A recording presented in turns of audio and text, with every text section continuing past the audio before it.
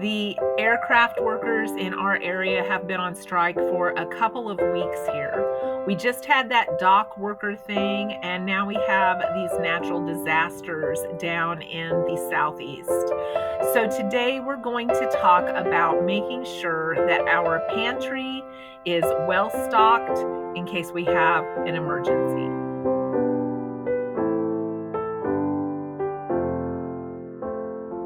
Hello, everyone. I'm Bonita from rural Kansas. I have retired almost a year ago, and I'm an empty nester. And with all of the things going on in the world right now, it's a good thing to talk about being prepared. Now, I've never considered myself a prepper, but I've always considered myself someone who is prepared. As the mother of 6 kids, I always tried to be prepared in case they were sick, in case they got hurt, in case there was anything that might possibly come up. When we went to programs at the school or ball games, I was prepared. I had the bag with the snacks, with the little picture books, with little photo albums, anything to keep my kids quiet, still, and entertained. So, as we get into this next year and things have continued to rise in prices, it is a really smart idea to try to be as prepared as we can. We don't know what the job market is going to look like. Even if we have a very secure job, sometimes there are downsizing and sometimes there are layoffs. If you're part of a union like our aircraft workers, you don't know when they're going to vote for you to go on strike. So it's always a good thing to be prepared, to have your savings where you have some that you can rely on to get you through stretches and time periods of uncertainty. We keep money stored back in case there is a situation that we need to handle.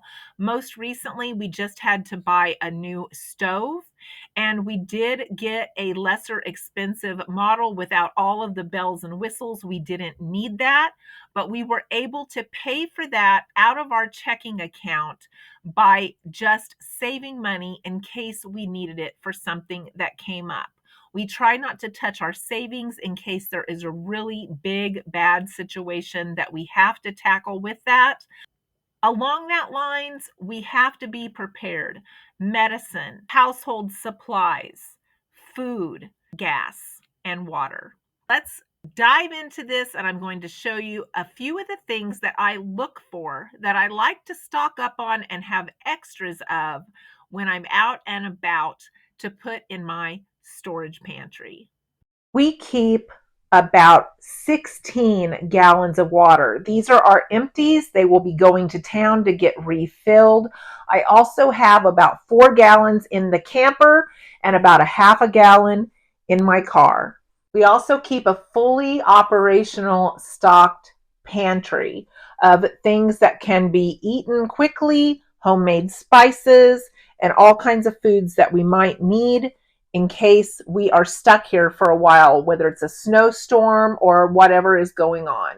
In our back bedroom, I also have a couple of crates of extra items that are stored back, and everything is inventoried right here so that I know what I have at any given time. You've probably seen this behind me in some of my videos.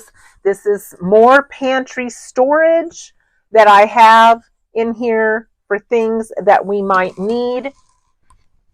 As you can see, we are very well stocked up on anything that might be needed for future use. If we get into a situation where our car isn't working or we don't have gas, we have food. I also keep a well-stocked freezer. If the electricity would go out, this stuff would stay cold for at least 5 days, as long as it wasn't opened and fanned very much. And I keep it cataloged up here so I know what I have on the things that we use the most. And so I know if it's even worth digging for it or not, because I know if it's in here. This has come in so handy knowing what I have at any given time. I remember days that I used to dig and dig going, do I have it? Do I not have it? Then I would buy more. Then I did have it. Things weren't getting rotated. This board makes sure all of that happens. I keep about 12 rolls of mega toilet paper in my back storage room. I have a small 4-pack of inexpensive toilet paper in the camper if I would need to fall back on that. That's one thing about having the camper. It is also fully stocked. It has canned goods, it has water, as I mentioned, it has rags, it has bleach, it has alcohol gel. I also have those things in the house to clean with, as well as vinegar. And I have a whole huge cabinet full of rags, and I have some back stock of towels that I could cut up if I needed to.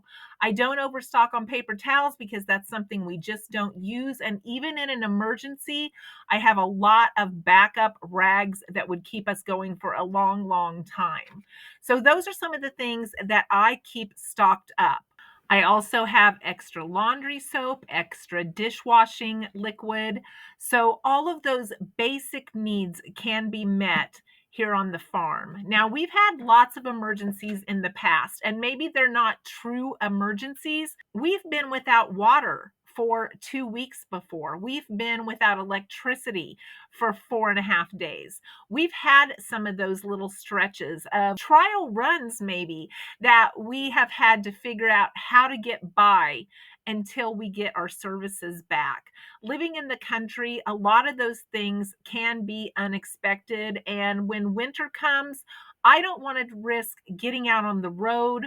I don't want to risk falling in my yard. That's one of the things that I don't miss about having to go to work, is having to get out in that. And by having a well-stocked pantry and having things stocked in my house, I know I can choose the best days that I need to go to town now and not risk injury by getting out in it. Here is your cat moment of the video. He does not want to leave my Halloween decorations alone, and he's after them again. So try not to pay attention to the cat in the video. But I did want to also tell you that I keep my prescription medicines, my vitamins, and everything well stocked. I keep them in a bag, so if there was an emergency, I can just grab them and go. I also keep my medicine and my vitamins stocked in pill containers that I can just grab them and go as well.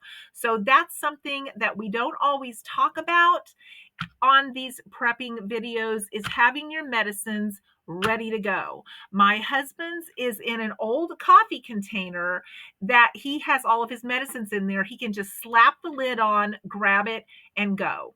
That's also the nice thing about having an RV, is we have it well stocked to be able to cook if we had to evacuate in an emergency. We have pots, pans, electric skillets, silverware, napkins. We have everything we need out there. Blankets, pillows, everything is ready to go in case we would need to evacuate in a hurry. And that is such a comfort in knowing that we have that ready to go. The only thing we usually do right before we leave in our RV is get particular clothing ready for that trip. So we will add in whether it's summer clothing, winter clothing. So we would need to grab our clothing if we were getting ready to leave. But other than that and cold food, it's ready. Now I'm going to share with you a recent shopping haul I did to add to a few things that I have around the house that was a really cost-effective way to stock up on some things that I know we will use in the future, and I don't know about the longevity of being able to grab a few of these things, as I will explain in the video. I wanted to show you some of the good deals that I got in town today while I was getting my bridge put on at the dentist. I got 2 of these Pillsbury toaster strudels for $1.39 a package. They were on sale for $2.39. I had $1 off of 2 coupon on my digital Ibotta app and also on my in-store app. So I was able to double up on that. I got 4 good quality, firm, fresh apples on the clearance rack for 99 cents. I got a pound of sliced white mushrooms for my husband, $2.18. I got 2 pounds of trimmed green beans, fresh, for $3.54. Now, let me show you some of the things at Dollar Tree that I picked up that I think are a great deal. I got 40 clothespins for $1.25, and they look really good. Sometimes you have to be careful when you're picking out clothespins. If this part is too small or too short, they will just pop off your line. But these looked like they were a really good size with a good portion on the bottom. So I'm going to see how they hold up. I've been using my clotheslines to full capacity with my decluttering, my sorting, my donating. And so I needed some more clothespins. I also picked up some Brillo scratcher pads. Now, I love these. I feel like they're better than SOS. I have never been impressed with SOS. I just don't feel like they clean very well. But these are $1.25, a great deal at Dollar Tree. And I also picked up some of these heavy-duty scratcher pads at Dollar Tree for $1.25 each. Now, I was afraid they were going to stop carrying these. The last few times I'd looked, they didn't have any, and I'd had to purchase them at the grocery store to get the quality that I wanted. And the ones at the grocery store were $3.39 a package on sale for only 3 of them. This is 4 of them for $1.25. A great deal. And then I also picked up a new shower curtain liner. We have a lot of minerals in our well water. It's really hard on our shower curtain liners. It's hard to get them clean even when I wash them. So I like to change them out a couple of times a year. And to do that very economically, I can just buy these at Dollar Tree and replace.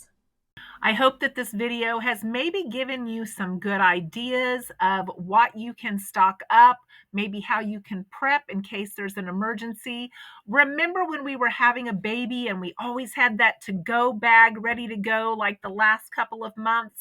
It's kind of like that. You want to think ahead. You want to have things easy so you can grab it and go if there's an emergency or if you need to get out of your home quickly. And these are some of the things that we have stocked and prepared at all times. I don't know how other people do it. I would be interested in how you do it. If you would share that in the comments, I would really appreciate it. This community learns from each other. I've learned so much from you, and I hope that some of the things I've shared have helped you as well. I hope to see you in the next video.